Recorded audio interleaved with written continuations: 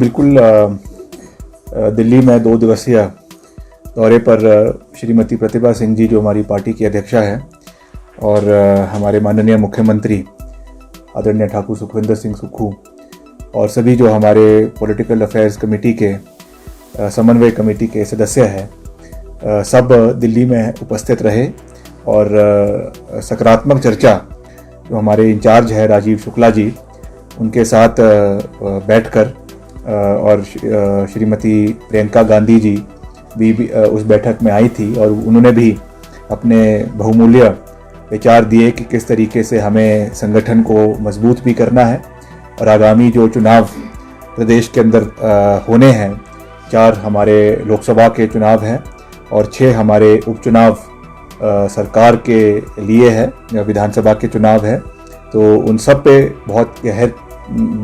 बहुत गहन किया गया, चिंतन किया गया और ये इस बात पे सहमति जताई गई है कि मजबूत प्रत्याशी हर विधानसभा हलके में भी और उसके साथ साथ आपके लोकसभा सीटों पर भी मजबूत प्रत्याशियों को उतारा जाएगा और मुझे लगता है कि उस पर जितने भी नाम हर इलाके से जो प्रोबेबल कैंडिडेट्स है उनका डिस्कशन भी हुआ है, सबके प्रोज को, सबके कॉन्स को, क्या वो उनके स्ट्रेंथ्स है, क्या उनकी वीकनेसेस है, उस चीज़ पर चर्चा हुई है और जो उसकी जो प्रीलिमिनरी बैठक है उसके बाद इस मुद्दे को अब स्क्रीनिंग कमेटी में भेजा गया है और स्क्रीनिंग कमेटी के बाद अब इस विषय को आगे जो है हमारी जो हाईएस्ट बॉडी है CEC वहाँ पर भेजा जाएगा और मुझे 13 तारीख को इस बैठक को रखा गया है।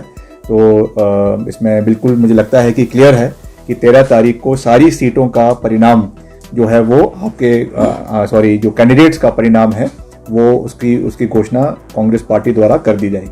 आपके नाम की चर्चा है कि आप भी मंडी से चुनाव लड़ सकते हैं, किस तरह की चर्चा हुई है, यदि हुई है तो क्या आप तैयार हैं चुनाव लड़ने? नहीं, देखिए ऐसा है कि मैं पार्टी का एक कर्मठ सिपाही हूँ और हम जो भी है वो कांग्रेस पार्टी की वजह से है, इसलिए आज ही नहीं, मैंने तो आपको याद होगा कि आज से करीबन 6-7 महीने पहले भी कई इंटरेक्शंस में ये बात कही थी कि मैं कभी भी किसी भी आदेश से और किसी भी चुनौती से कभी पीछे हटने वालों में से नहीं हूँ।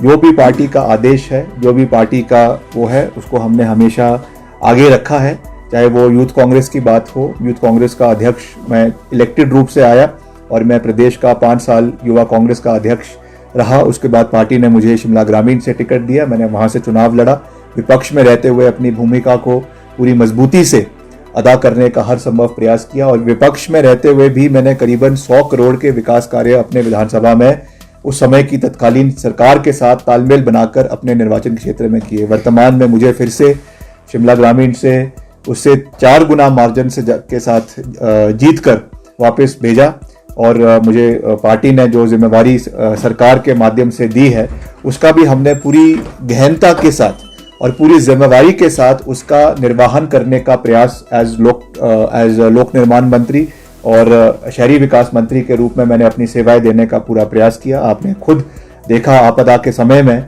किस तरीके से हमने अपनी भूमिका को पूरे प्रदेश के अंदर सबके आशीर्वाद के साथ, मुख्यमंत्री जी के सहयोग के साथ आगे बढ़ाया। आपदा के समय में रिकॉर्ड समय में सारी सड़कों को प्रदेश के अंदर खोलने का काम हमने किया। जहां पे एक समय में 4500 सड़कें बंद पड़ी थी, उसको रिकॉर्ड समय के अंदर खोला, रिकॉर्ड समय के अंदर ब्रिजेस को बनाया और केंद्र से भी तालमेल के साथ सहयोग लाया।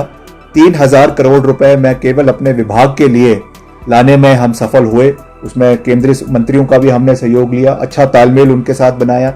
और अभी हाल ही में आपने देखा कि हमने फिर से, जब नितिन गडकरी जी हिमाचल आए थे तो उन्होंने हमारे विशेष आग्रह पे 150 करोड़ रुपए हिमाचल को सड़कों के नवीनीकरण के लिए जो है वो दिए हैं। तो मैंने तो हमेशा एक सकारात्मक भूमिका हर रोल में निभाने का कोशिश की है, चाहे वो विधायक है, चाहे वो मंत्री है, चाहे वो संगठन का पदाधिकारी है। तो आगे भी जो भी जिम्मेवारी पार्टी हमें देती है वो मैं उसको जो है पूरी मजबूती से निभाने का प्रयास करूंगा।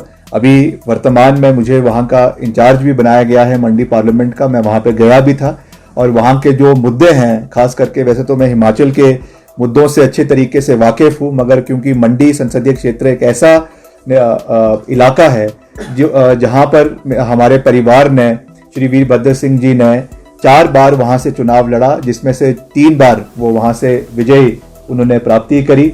1968 से लेकर लगातार उन्होंने वहाँ से चुनाव लड़ा और विजय प्राप्त किया। एक बारी जब इमरजेंसी के दौर में वो वहाँ से चुनाव नहीं जीत पाए थे, क्योंकि उस समय पूरे कांग्रेस पार्टी का अच्छा प्रदर्शन नहीं रहा था, मगर उसके बाद फिर से वो वहाँ से केंद्रीय मंत्री बने और इस्पात मंत्री बने और उस समय उन्होंने उस इलाके के विकास में बहुत योगदान दिया। श्रीमती प्रतिभा सिंह जी, वो भी वहाँ से करीबन 5 बार उन्होंने जो है लोकसभा का चुनाव लड़ा, जिसमें से 3 बार वो वहाँ से उन्होंने विजय प्राप्ति करी है। तो निश्चित तौर से ये हमारी पृष्ठभूमि रही है, हमारा इलाके का एक, इसमें लोगों के साथ केवल एक राजनीतिक जुड़ाव नहीं है, एक भावनात्मक जुड़ाव भी इलाके के लोगों के साथ है। तो मैं अभी तो क्योंकि पार्टी का फरमान आना बाकी है, क्या निर्णय हाईकमान लेती है मैं उसके ऊपर कुछ नहीं कह सकता हूं, मगर मैं आपको ये कह सकता हूं कि I am a dedicated soldier of the party and I believe, ये मेरा पर्सनल विचार है कि मैं हर चैलेंज को फ्रंट फुट पर रहकर जो है खेलने में विश्वास रखता हूं। मेरे पिताजी स्वर्गीय वीरभद्र सिंह जी ने हमेशा राजनीति को अपने टर्म्स एंड कंडीशंस पे और प्रदेश की जनता की टर्म्स एंड कंडीशंस पे खेला है और उन्होंने मुझे यही सीख दी है कि आप आगे बढ़े और पूरी मजबूती के साथ फ्रंट फुट पे रहकर बैटिंग करें। तो मैं आपको ये विश्वास दिला सकता हूं कि हम आगे बढ़ेंगे और यहाँ के जो भी आदेश पार्टी का रहता है उस तरीके से चुनाव को लड़ा जाएगा। मगर एक बात मैं बिल्कुल साफ कह देना चाहता हूं कि अभी जो चुनाव का एक माहौल पूरे प्रदेश के अंदर भी और खास करके मंडी संसदीय क्षेत्र में जो विपक्ष के प्रतिद्वंदी है, जो हमारी प्रतिद्वंदी है, जो वहां से भाजपा की पार्टिसिपेंट है, जिस तरीके का एक माहौल बनाने का कोशिश किया जा रहा है और जिन बातों को, जिनका हिमाचल के लोगों के साथ कोई सरोकार नहीं है, उन बातों को जबरदस्ती उठाया जा रहा है, मैं समझता हूं कि ये दुर्भाग्यपूर्ण है। बातें होनी चाहिए तथ्यों के ऊपर, बातें होनी चाहिए प्रदेश में रोजगार, प्रदेश में सड़कों का निर्माण, प्रदेश में IITs, प्रदेश में IIMs, प्रदेश में हॉस्पिटल्स, प्रदेश में क्या आप नई विजन के साथ प्रदेश के अंदर आना चाहते हैं, इन चीजों के ऊपर बात होनी चाहिए। पर मुझे दुख है ये बात कहते हुए कि जो वहां से अभी भाजपा की प्रत्याशी है वो केवल और केवल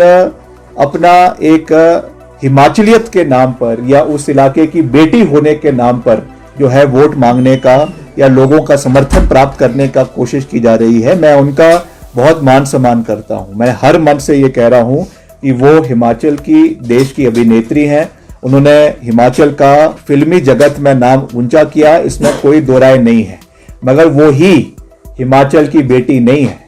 हिमाचल के 70 लाख आवाम में करीबन 15 से 20 लाख बेटियां और भी हिमाचल प्रदेश के अंदर हैं, जिन्होंने हिमाचल का नाम, चाहे वो फिल्मी जगत में है, चाहे वो माउंटेनियर्स है, चाहे वो एडवोकेट्स है, चाहे वो क्रिकेटर्स है, चाहे वो और किसी जगत में है, बहुत सी बेटियों ने हिमाचल का नाम जो है वो राष्ट्रीय स्तर पे रोशन किया है। मेरी बड़ी बहन खुद जो एक हिमाचल से निकलकर जो है chief justice of Manipur high court बनी और उसके बाद जो है वो लोकपाल में सदस्य के रूप से वहां से रिटायर हुई है। ऐसे अनेकों एग्जाम्पल्स प्रदेश के अंदर है। तो केवल उसको एक ही व्यक्ति तक कॉन्सेंट्रेट करना, मैं समझता हूं कि वो हिमाचल की बेटियों का अनदेखी है।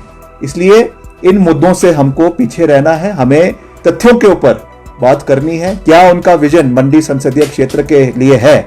क्योंकि जब हम चुनाव में उतरेंगे तो मैं आपको ये बात बिल्कुल साफ कह देना चाहता हूं कि मैं मान सम्मान बेशक करता हूं और पूरा करूंगा, मगर जहां तक मुद्दे होंगे, जहां तक उस क्षेत्र की विकासात्मक बातें होगी और जो आपदा के समय में रोल उन लोगों का रहा है, उसके बारे में प्रश्न पूछे भी जाएंगे और उसकी जवाबदेही तय करी जाएगी। ये बात मैं बिल्कुल साफ शब्दों में कहना चाहता हूं।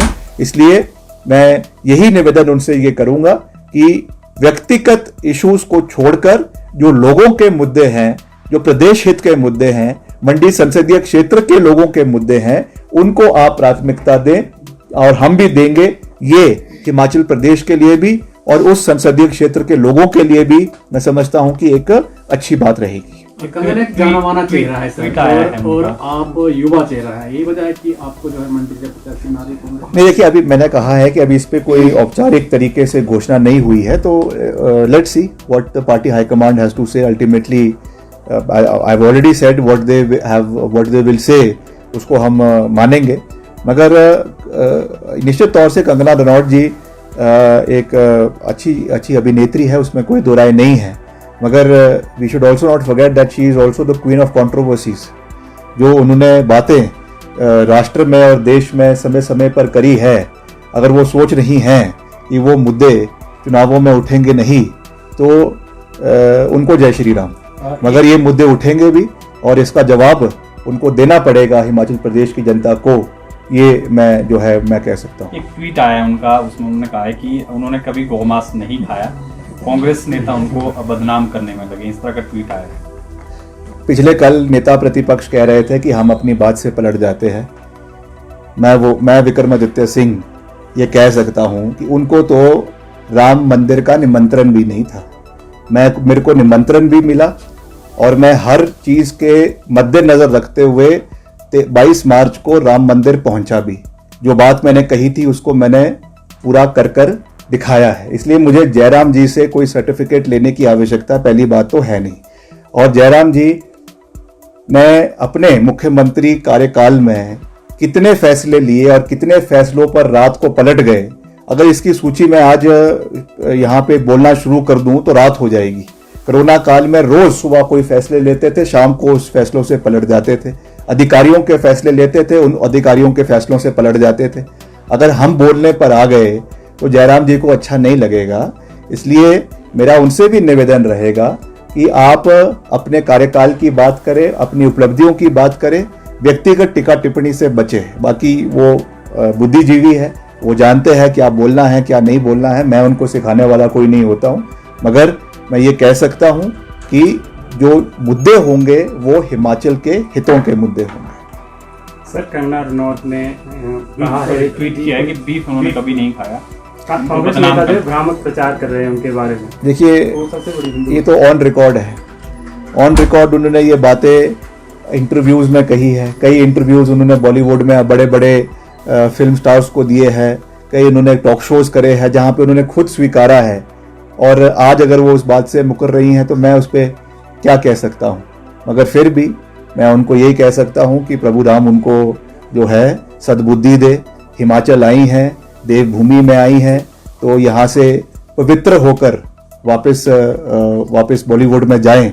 और चुनाव तो वो जीतने वाली है नहीं, ये तो मैं साफ शब्दों में कह रहा हूँ। क्योंकि चुनाव जो है वो हिमाचल के नाम पे लड़ा जाएगा, हिमाचलियत पे नाम लड़ा जाएगा।